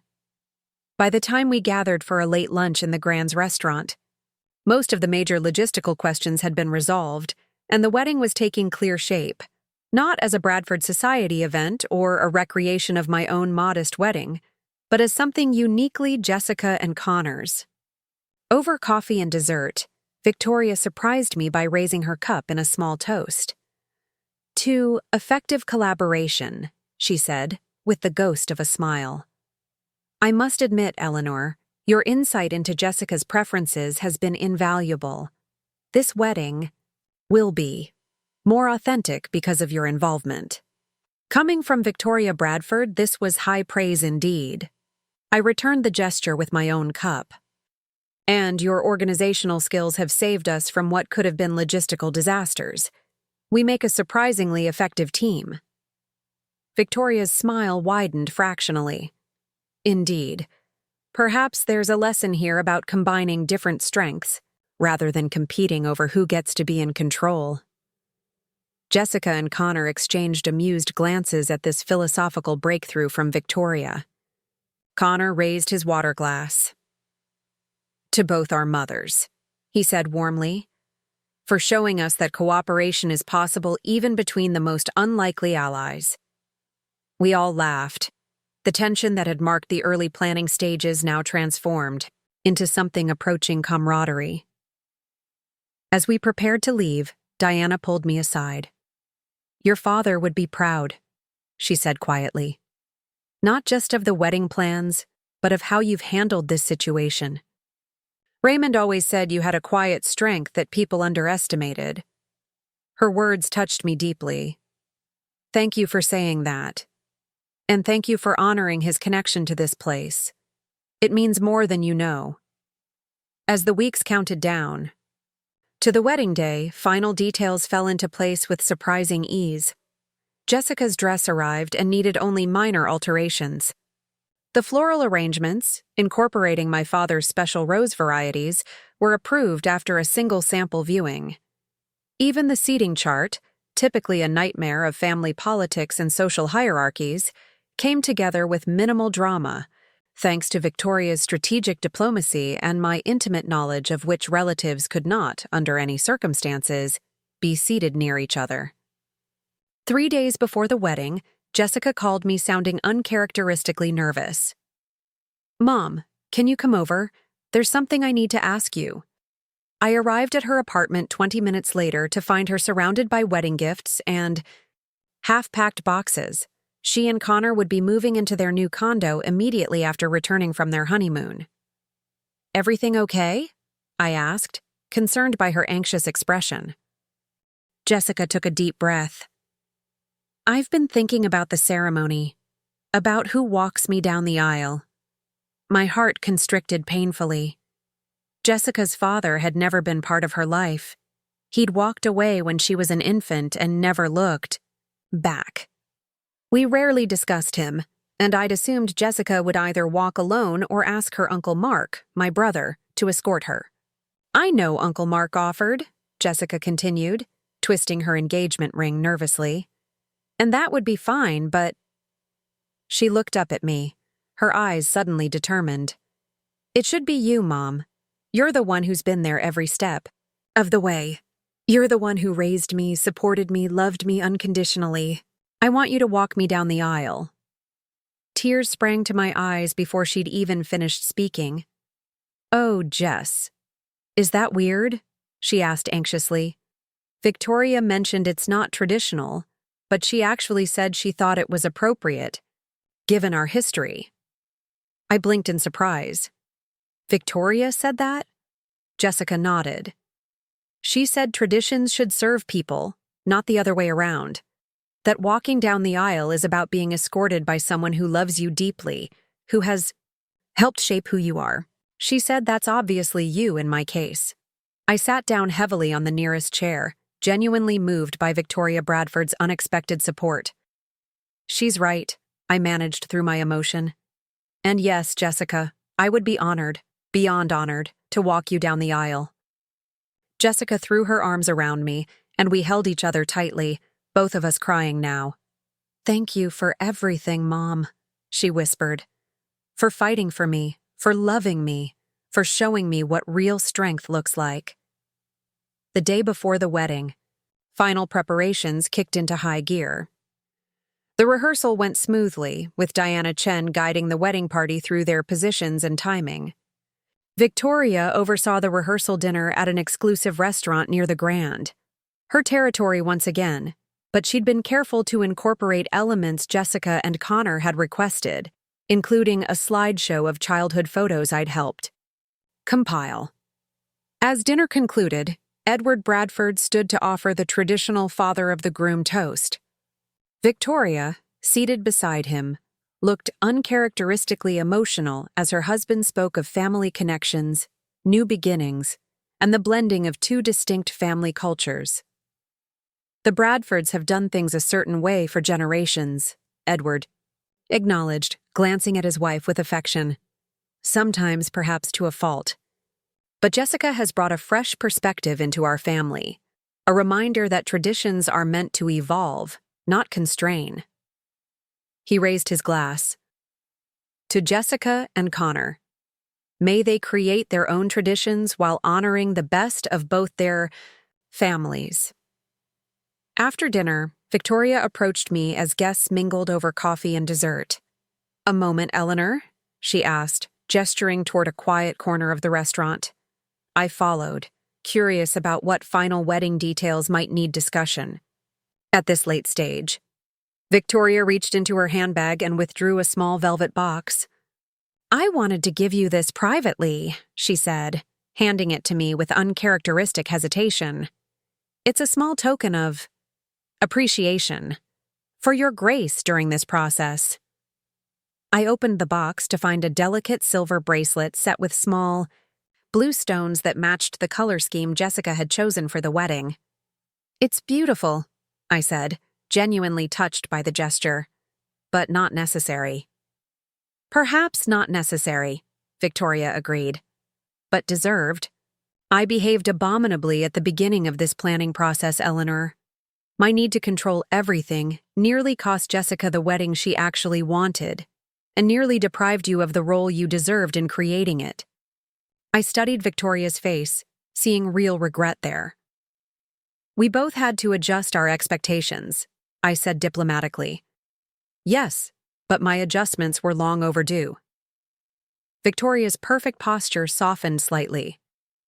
"My sister Cynthia says I've been compensating for my own disappointing wedding for decades, projecting onto each family bride the perfect Bradford wedding I thought I wanted, but never quite achieved." This personal revelation from the normally reserved Victoria surprised me. "Was your wedding not what you wanted?" A flicker of old pain crossed her face. "It was exactly what my mother-in-law wanted, which wasn't at all what I had dreamed of, but in those days, Bradford traditions weren't questioned." She smiled ruefully. "I've spent 30 years ensuring every Bradford wedding met the standard, without ever asking if the standard itself made sense." "Until Jessica," I observed. "Until Jessica," Victoria agreed. "And until you stood your ground about the Grand." It was illuminating to be on the receiving end of the very treatment I'd given to you. She gestured toward the bracelet. "Hence, a peace offering, and my sincere thanks for helping me see beyond my own rigidity." I slipped the bracelet onto my wrist, strangely moved by this glimpse of Victoria's vulnerability. "It seems we've both learned something from this experience." "Indeed." Victoria straightened, her moment of openness passing. "Now, about tomorrow's timeline. The hairstylists are arriving at 9, which should give us ample time before the noon ceremony. I've arranged for a light breakfast to be served in the bridal suite." And just like that, she was back to her efficient, organizing self, but with a new awareness of boundaries that hadn't existed before. I listened to her plans, offering input where appropriate and marveling at how far we'd come from our initial power struggle. The morning of the wedding dawned clear and perfect, as if even the weather was cooperating with our carefully laid plans. I arrived at the Grand Hotel at 8:30, carrying Jessica's dress in its protective bag and a small case containing my father's pocket watch, which would be pinned inside Jessica's bouquet as her something old. The bridal suite was a flurry of activity, hairstylists setting up their equipment, makeup artists arranging their palettes, Jessica's bridesmaids already in matching robes, sipping mimosas and taking selfies. Victoria arrived moments after I did, carrying elegant gift bags for each bridesmaid and a special envelope for Jessica. "You're something blue," she explained, handing the envelope to my daughter. "I hope it's acceptable." Jessica opened it to find a vintage sapphire hairpin. "Victoria, it's stunning." "It was my grandmother's," Victoria said with uncharacteristic shyness. "She wore it at her wedding in 1927, right here at the Grand, actually. I thought it might complement your Mitchell family connections to this place." Jessica embraced her future mother-in-law with genuine affection. "It's perfect. Thank you." Victoria blinked rapidly, clearly fighting unexpected emotion. "Well," she said briskly, recovering her composure, "let's get you ready to become a Bradford, shall we?" The next few hours passed in a blur of preparations. Jessica's hair styled in loose waves adorned with Victoria's sapphire pin, her makeup enhancing rather than masking her natural beauty, bridesmaids being laced into their dresses, photographers capturing every moment. Victoria and I moved in coordinated efficiency, each handling different aspects of the preparation without stepping on each other's toes. At 11:30, with the ceremony fast approaching, Victoria discreetly left to check on Connor and the groomsmen, while I helped Jessica into her dress. As I fastened the delicate buttons down her back, I was struck by a wave of memory. This grown woman before me had once been a tiny girl spinning in princess dresses, begging me to do the buttons, Mommy. "You look absolutely beautiful," I said, my voice catching as Jessica turned to face me in her completed bridal ensemble. "Do you think Grandpa Ray would have approved?"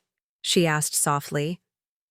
"He would have been so proud," I assured her, adjusting her veil. "Not just of how you look, but of who you are. Strong enough to stand up for what you want, wise enough to compromise when it matters, kind enough to bring people together even when they start at odds." Jessica hugged me carefully, mindful of her dress and makeup. "I learned all that from you, Mom." A knock at the door interrupted our emotional moment. Diana Chen peeked in, looking elegantly professional in a tailored suit. "It's time," she said with a warm smile. "The guests are seated, the music has started, and a very nervous groom is waiting at the altar." Jessica took a deep breath, suddenly serious. "This is really happening." "It really is," I confirmed, offering my arm as we had practiced. "Ready to walk down the aisle with your old mom?" She smiled, slipping her arm through mine. "I can't imagine doing it with anyone else." We made our way to the garden where the ceremony would take place. The setting was breathtaking, rows of white chairs arranged beneath flowering trees, an aisle carpeted with petals from my father's roses, and at the end, a simple arch entwined with greenery and white blooms. Through the gap in the seating, I could see Connor standing at the altar, looking handsome and terrified in equal measure, with his best man nervously shifting beside him. The string quartet began playing the piece Jessica had selected, not the traditional wedding march, but a gentle melody that had been my father's favorite. As we prepared to step onto the petal-strewn aisle, Victoria appeared at my side, impeccable, in a pale blue dress that complemented rather than competed with my own outfit. "Everything is perfect," she whispered, straightening Jessica's veil one last time. "Absolutely perfect." Then, to my surprise, she squeezed my arm briefly. "Well done, Eleanor." To both of us, actually. Before I could respond, the music shifted, signaling our cue. With Jessica's arm securely linked through mine, we began the walk down the aisle, passing guests who smiled and sometimes wiped away tears, moving steadily toward Connor, whose face transformed with love and wonder as he caught sight of his bride. In that moment, all the planning conflicts, all the power struggles, all the compromises and frustrations of the past months faded into insignificance. What mattered was Jessica's happiness, radiating from her like sunlight. Connor's devotion, visible in every line of his body as he watched her approach, and the beautiful celebration we had created together. Not a Bradford spectacle, not a Mitchell family reunion, but a genuine expression of two people joining their lives in a place that honored both their pasts and their future. As we reached the altar and I prepared to give Jessica's hand to Connor, I caught Victoria's eye in the front row. She nodded slightly, a gesture of mutual respect and shared accomplishment. We had both gotten what we truly wanted, not control over the wedding itself, but the joy of contributing meaningfully to a day that would remain in our family memories forever. The celebrant's voice rang out clear and warm. "Who gives this woman to be married to this man?" I smiled at Jessica, at Connor, and finally at Victoria, before answering with perfect confidence. "Her mother does, with love and blessing." As I took my seat in the front row, Victoria discreetly passed me a tissue for the tears I hadn't realized were falling. The ceremony proceeded beautifully, Jessica and Connor exchanging heartfelt vows they had written themselves, the exchange of rings, the celebrant's words of wisdom about marriage as a partnership of equals rather than a merging of identities. When Jessica and Connor were pronounced husband and wife, the guests erupted in applause, and I found myself joining hands with Victoria in a spontaneous gesture of shared joy. As the newlyweds processed back down the aisle, showered with rose petals and beaming with happiness, Victoria leaned toward me. "I believe we've managed to create something rather extraordinary here," she said, her usual imperial tone softened, with genuine emotion. "Yes," I agreed, watching Jessica's radiant face as she and Connor paused to embrace Edward at the end of the aisle. "I believe we have." The reception that followed was everything Jessica and Connor had envisioned. Elegant, without being stuffy, personal without being casual, a perfect balance of Bradford sophistication and Mitchell warmth. The Grand's ballroom glowed with amber lighting that made the crystal chandeliers sparkle like stars, just as my father had once created for my own engagement years ago. Jessica and Connor's first dance was to the song that had been playing when they met. Not a classic ballroom selection Victoria would have chosen, but a contemporary piece that had them laughing and whispering to each other as they moved across the floor. When Edward led Victoria onto the dance floor for the parents' dance, I felt a momentary pang of being the odd one out, until Connor approached me with an extended hand. "May I have this dance?" he asked formally, but with genuine warmth. "Since I now have two mothers, it seems only right that I dance with both of them." Touched by his thoughtfulness, I accepted his hand and joined him on the dance floor, where Victoria graciously shared the spotlight that would traditionally have been hers alone. As we danced, Connor thanked me not just for raising Jessica to be the woman he loved, but for fighting for the wedding that truly reflected their relationship. "Victoria would have steamrolled us completely if you hadn't stood your ground about the Grand," he admitted with a rueful smile. "You gave Jessica permission to speak up about what she really wanted, not just what she thought would please the Bradford side of the family." "Sometimes we all need a reminder that it's okay to advocate for ourselves," I replied, thinking of my own journey through this process. As the evening progressed, I found myself observing the results of our collaborative planning with deep satisfaction. Bradford cousins were chatting comfortably with my hospital colleagues at mixed tables Victoria and I had carefully arranged. Jessica's childhood friends were teaching Connor's business associates how to do the electric slide. The cake, a perfect compromise between Bradford elegance and Mitchell flavor preferences, was being served to universal acclaim. Near midnight, as the celebration showed no signs of winding down, I stepped out onto the terrace for a moment of quiet reflection. The garden below was illuminated with thousands of tiny lights, transforming my father's beloved rose beds into something magical and dreamlike. "Quite a view, isn't it?" Victoria's voice came from behind me. She joined me at the balustrade, two champagne flutes in hand. She offered one to me. "A toast seems appropriate." I accepted the glass with a smile. "What shall we drink to?" Victoria considered for a moment, uncharacteristically thoughtful.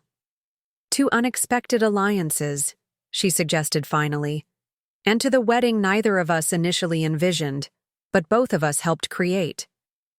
To unexpected alliances, I echoed, clinking my glass against hers. We sipped in companionable silence, watching the party continue through the ballroom's windows. Jessica and Connor were surrounded by friends on the dance floor, laughing as they attempted some complicated group dance. She looks happy, Victoria observed softly. Truly happy. Not just bride on her wedding day happy, but deeply content with the choices she's made. Yes, I agreed. They both do. Victoria turned to face me directly. I owe you an apology. Eleanor, a real one, not just the diplomatic concessions I've been making throughout this process. I raised an eyebrow, surprised by her candor. You've already apologized. Several times, actually. For the wrong things, Victoria said with unexpected humility. I apologized for being controlling about the wedding details, for overshadowing your role as mother of the bride. But I never properly acknowledged the deeper offense. Which was? I judged you, Victoria said simply. From the moment Jessica brought Connor home and mentioned her mother was a hospital nurse from a modest background, I made assumptions about your taste, your capabilities, your value. I decided you couldn't possibly understand what a Bradford wedding should be, so I excluded you entirely rather than risking your input. The honesty of her self-assessment was startling. That's remarkably self-aware, Victoria. She smiled faintly. My sister Cynthia has been rather relentless in her feedback about my character flaws since our confrontation at the club. It's been uncomfortable, but illuminating. She looked out at the garden again. The irony, of course, is that your vision for this wedding, centered on the grand, incorporating family history and personal meaning, was ultimately far more elegant and significant than my standardized Bradford production would have been. I considered her words carefully. I think the final result is better than either of us would have created alone. Your attention to detail and social graces, my focus on personal significance. Together, they created something neither of us could have achieved separately. Victoria nodded thoughtfully. Perhaps that's the lesson here, not just for wedding planning, but for family relationships going forward. She gestured toward the ballroom where Jessica and Connor were now gathered with friends for photographs. Those two are going to need both of us in their lives, your emotional wisdom and my practical pragmatism. Are you suggesting we continue our unexpected alliance beyond tonight? I asked, amused by the concept. I'm suggesting we've proven we can work together effectively when motivated by common purpose, Victoria replied with diplomatic precision. She hesitated, then added more personally, and that perhaps I've gained a certain respect for your approach to life that I didn't anticipate. From Victoria Bradford, this was practically a declaration of friendship. I raised my glass, again. To continued effective collaboration, then, for Jessica and Connor's sake. Victoria clinked her glass against mine. For their sake, she agreed, and perhaps occasionally for our own. As we rejoined the reception, I caught Jessica's eye across the ballroom. She took in the sight of Victoria and me returning together from the terrace, champagne glasses in hand, and her face lit up with a smile of pure delight. She nudged Connor, who followed her gaze and gave us a surprised but pleased thumbs up. In that moment, I realized that perhaps the greatest gift we had given Jessica and Connor wasn't the grand hotel with its crystal chandeliers and historic gardens, or the perfectly coordinated color scheme, or even the meaningful family touches woven throughout the day. It was the example of two strong-willed women learning to respect each other's strengths, to compromise without surrendering identity, to transform competition into collaboration. Their married life would undoubtedly face challenges that would require exactly these skills. By modeling this unexpected alliance, Victoria and I had provided them with something far more valuable than the perfect wedding day, a template for navigating the complex family dynamics that lay ahead. As the last guests departed and the cleanup crew began discreetly transforming the ballroom back to its original state, Jessica and Connor found me by the grand staircase, both still glowing with happiness despite the late hour. "Mom, we can't thank you enough," Jessica said, embracing me tightly. "Everything was absolutely perfect." "More than perfect," Connor agreed, his arm around Jessica's waist.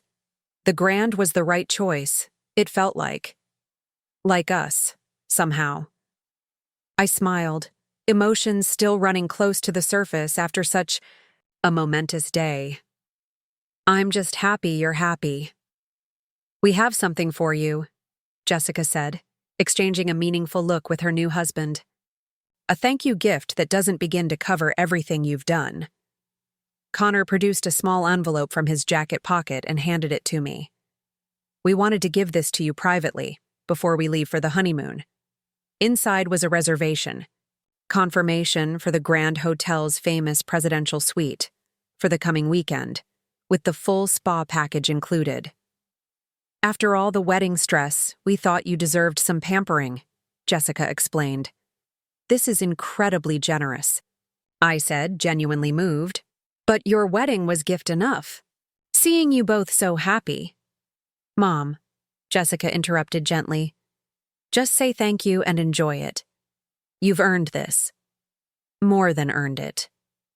I hugged them both, overwhelmed with gratitude and pride. "Thank you. I'll treasure this." As they prepared to leave, Jessica asked, "Will you be okay getting home tonight? It's so late." "Actually," I replied with a small smile, "Victoria suggested I stay at the Grand tonight. She arranged a room for me, and for herself as well, said it made more sense than driving home at this hour." Jessica's eyebrows shot up in surprise. "Victoria suggested you stay? And she's staying too?" "I know," I laughed softly. "Unexpected alliance indeed." After one final round of hugs, Jessica and Connor departed for their bridal suite, leaving me alone in the grand foyer. Victoria appeared a moment later, her perfect posture showing no signs of fatigue despite the long day. "They've gone up?"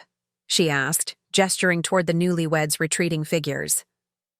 I nodded. "Just now. They seem very happy." "As they should be," Victoria replied with satisfaction. "The wedding was an unqualified success." She glanced at the envelope in my hand. "Ah, they gave you your gift? You knew about this?" asked, surprised by her involvement. Victoria's lips curved in a small smile. "It may have been my suggestion.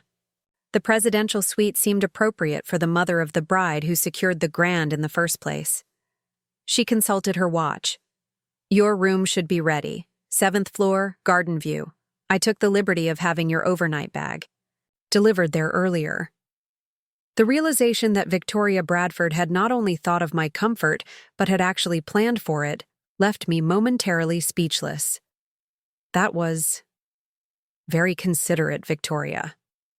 "Practical," she corrected, but without her usual sharpness. "It's nearly 2 in the morning. The last thing any of us needs is to be driving home exhausted." As we rode up in comfortable silence, I reflected on how dramatically our relationship had evolved over the course of planning this wedding. From open hostility to grudging cooperation to something approaching mutual respect, it was a transformation. I couldn't have imagined when Victoria had first suggested I work as a floor scrubber in a retirement home. The next morning dawned clear and beautiful. I dressed carefully in the casual outfit I'd packed and made my way down to the garden room at precisely 9 o'clock, where Victoria was already seated at a table overlooking the rose garden. "Good morning, Eleanor," she said, setting aside her tablet as I approached. "I hope you slept well?" "Wonderfully," I replied, taking the seat across from her. "The beds here are heavenly." Victoria nodded in agreement. The Grand has always excelled at comfort without sacrificing elegance. Coffee? I accepted the cup she poured, adding cream and sugar while Victoria sipped hers black. I took the liberty of ordering for us, she explained. The Grand's breakfast soufflé is not to be missed, and their house-made pastries are exceptional. That sounds perfect, I said sincerely. Thank you. As our breakfast arrived, delicate soufflés, accompanied by perfectly flaky croissants and seasonal berries, Victoria surprised me with an unexpected proposal.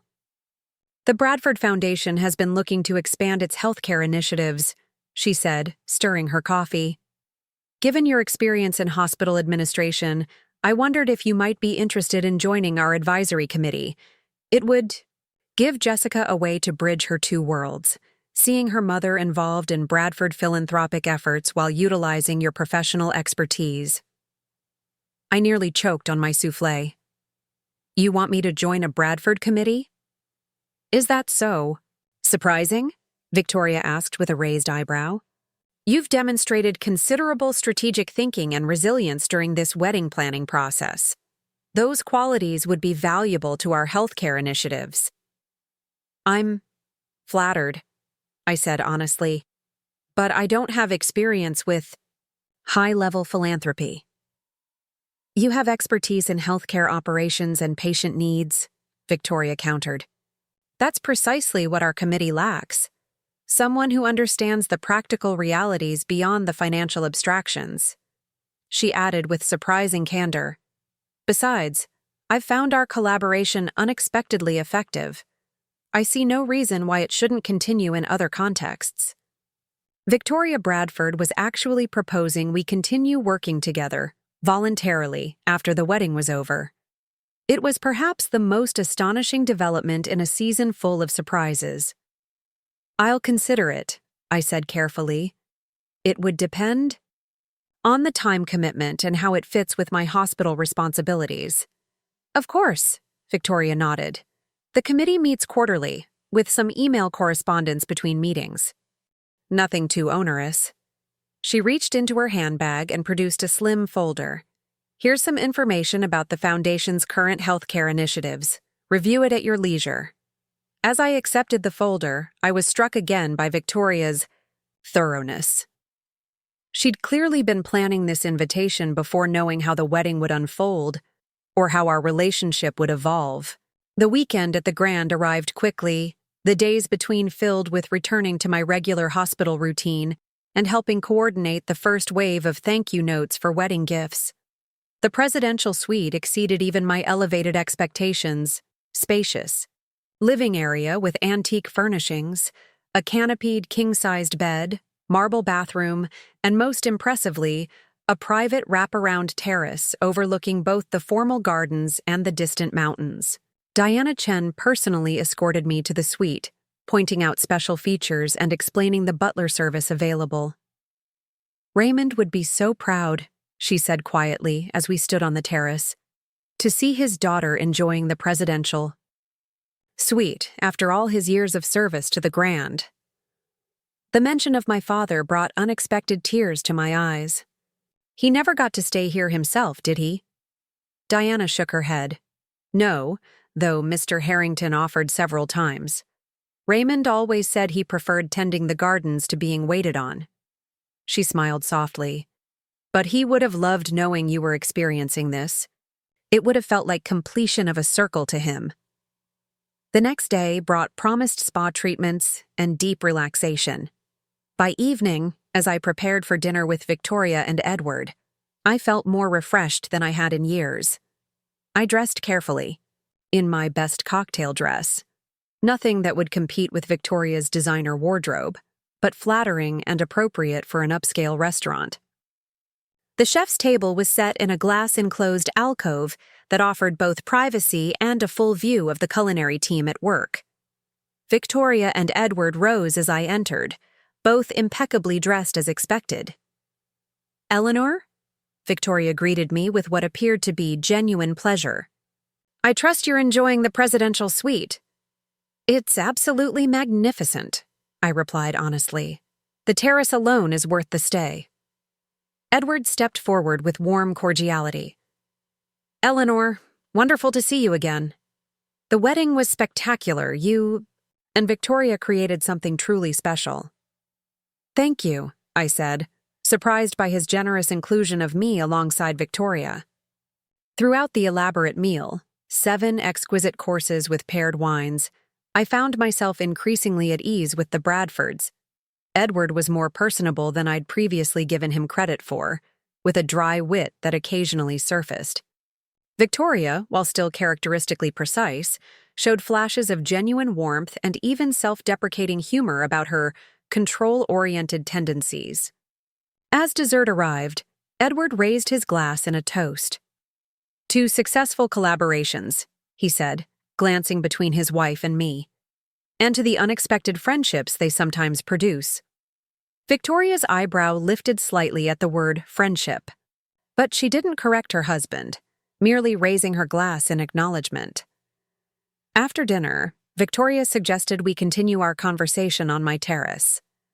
The gardens below were illuminated with thousands of tiny lights, creating a magical landscape beneath the star-filled sky. "It's breathtaking," I said softly, leaning against the stone balustrade. Victoria nodded, her usual precision momentarily softened. "I stayed in this suite once, years ago," she said unexpectedly. "When Edward and I were first married, his father arranged it as a wedding gift." "That must have been wonderful," I replied, surprised by this personal disclosure. Victoria's lips curved in a small smile. "It was my first experience of true luxury. I came from money, but not Bradford money.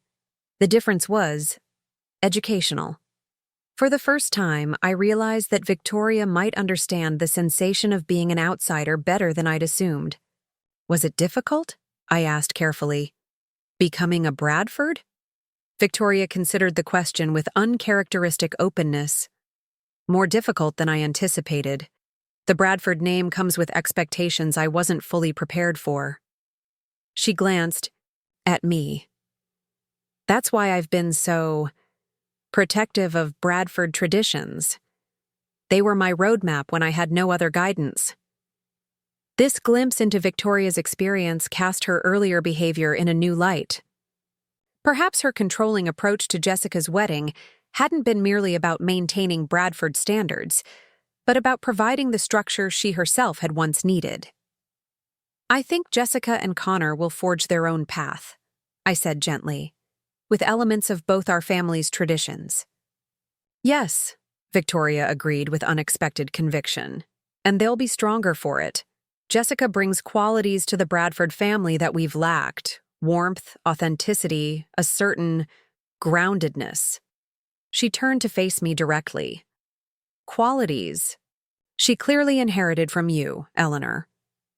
Coming from Victoria Bradford, this was high praise indeed. I accepted it with a simple nod, sensing that too much acknowledgement would make us both uncomfortable with this newfound vulnerability. When the Bradfords finally departed, Victoria paused at the door. "The Foundation Committee meets next month," she said. "The invitation remains open, should you decide to join us." "I'll let you know my decision next week," I replied. "But I'm leaning towards yes." Something like satisfaction flickered across Victoria's perfectly composed features. "Excellent. We'll speak soon then." She extended her hand formally. "Thank you for a pleasant evening, Eleanor." "Thank you for the invitation," I replied. "It was unexpectedly enjoyable." The ghost of a smile touched her lips. "Yes," she agreed. "Quite unexpectedly so." After they left, I returned to the terrace, watching the garden lights below and reflecting on the strange journey that had brought me to this moment. What had begun as a battle over a wedding venue had transformed into something far more significant: a reclamation of my relationship with Jessica, a newfound respect from the Bradford family, and perhaps most surprisingly, the beginnings of an unexpected alliance with a woman I'd once considered my natural adversary. I raised my wine glass to the star-filled sky in a private toast to my father, whose connection to the grand had made all of this possible. "You always said gardens bring people together," I murmured. "I never quite understood what you meant until now." As if in response, a gentle breeze rustled through the garden below, carrying the sweet scent of my father's roses up to where I stood. In that moment, I felt a profound sense of completion, as if all the disparate threads of the past months had woven themselves into a pattern more beautiful and complex than I could have designed alone. The venue I had secretly reserved hadn't just given Jessica the wedding location of her dreams. It had created a bridge between two families, two worldviews, two approaches to life that might otherwise never have found common ground. In fighting for my place in my daughter's wedding, I had ultimately helped create something far more valuable than a perfect celebration, a foundation for family connections that would endure long after the final thank you note had been sent.